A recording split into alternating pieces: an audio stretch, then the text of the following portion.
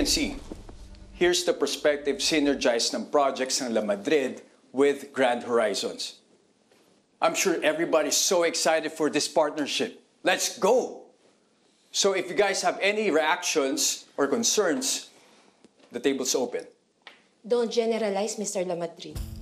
Because contrary sa sinabi mo, hindi lahat excited kagaya ko.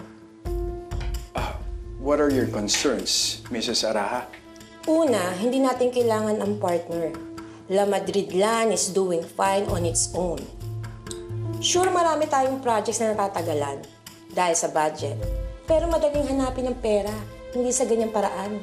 Well, that's exactly our problem. We're not liquid enough to expand as quickly as we have to. We have to be aggressive. But at what expense? Diana's feeling?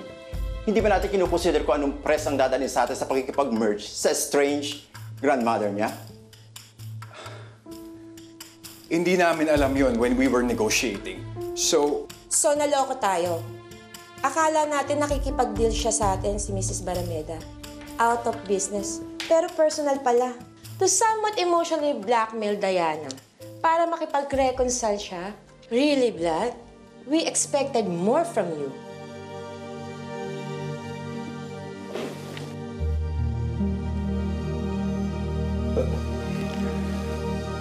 like I said, Well, actually, hindi ko naman kailangan ng board to protect my feelings.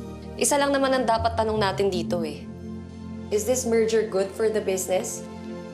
Tataas ba ang kapital natin? Dadami ba ang customers natin? Well, looking at the numbers, mukhang tama si Vlad. Walang kinalaman dito dapat ang personal na relasyon ko kay Amanda Parameda. Since napagbotohan na to ng board before, so wala nang saysay kung questionin pa natin lahat to.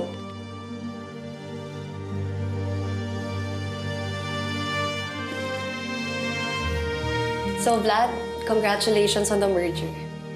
Good job.